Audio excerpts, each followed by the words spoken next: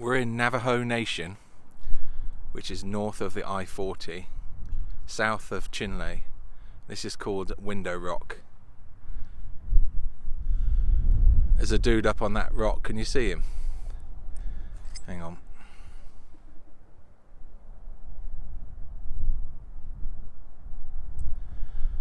That's the limit of my zoom. Don't know what he's doing up there.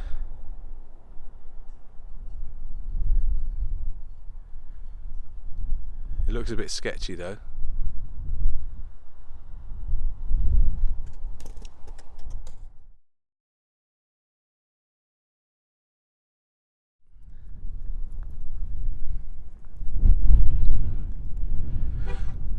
Sign on above the door says Navajo Nation Council Chamber.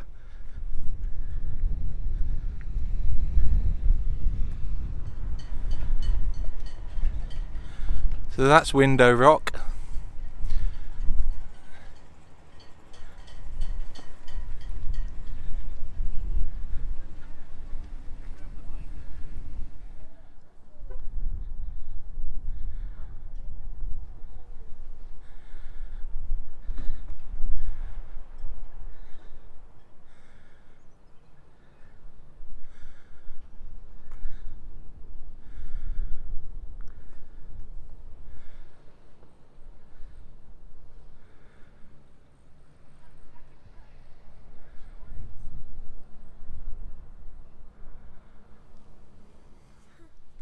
So the sign says, in remembrance of our warriors who made the ultimate sacrifice and or missing in action, they will never be forgotten, and to us they will always be young in our thoughts.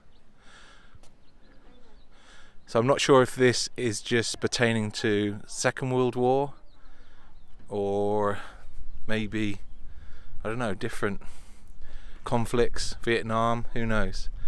There is another statue over there. I'll go look at that in a minute and see if that will tell us any more.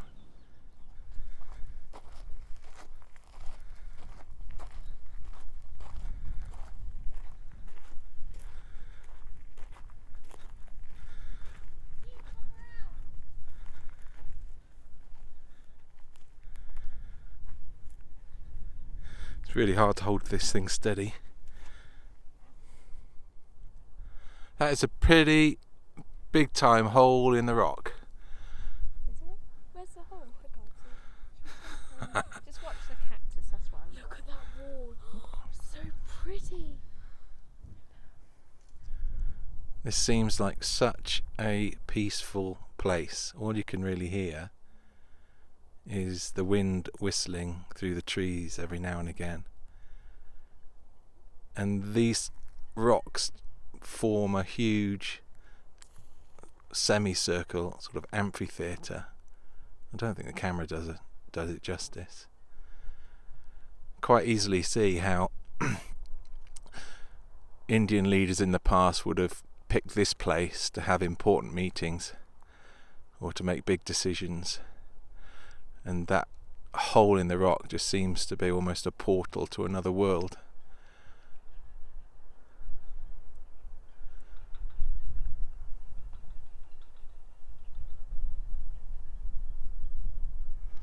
You can just imagine it. Maybe hundreds of years ago, just a little glade like this would be a very special place for the Indian nation.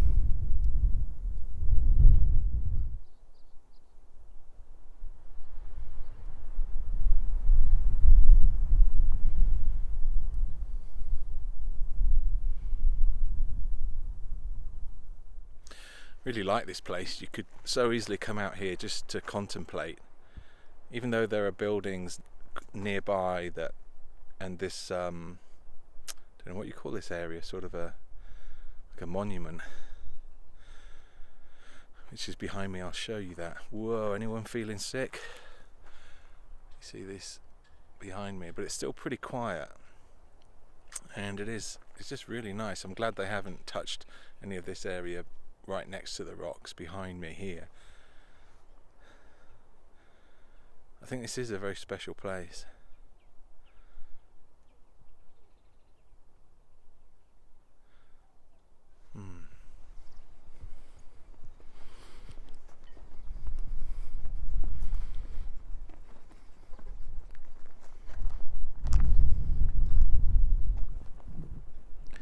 So I didn't know this, but I'll read this out. During World War II in the South Pacific Theatre, the Japanese were extremely proficient at breaking into military radio communications and transmissions. Thus, they were able to decipher US military codes. The US Armed Forces needed to find a secure method of communication if they were to have any chance of defeating a clever and intelligent foe. To counter the cleverness of the Japanese cryptographers, 29 Navajo Marines were recruited to devise a secret military code using their native language. By war's end, there were over 400 Navajo Marines serving as code talkers, and the code vocabulary had doubled. So successful was this innovative code that the Marine Corps commander credited it with saving the lives of countless American Marines and soldiers. And then it goes on to say some other stuff. And then a little further down it says, from their homes, these brave young Navajo Marines served our nation with honor and dignity. The tale of their exploits remained a closely guarded secret for decades in the event that the Navajo code talkers' unique talents would be needed again. In 1968, the Navajo code was finally declassified. Really interesting stuff.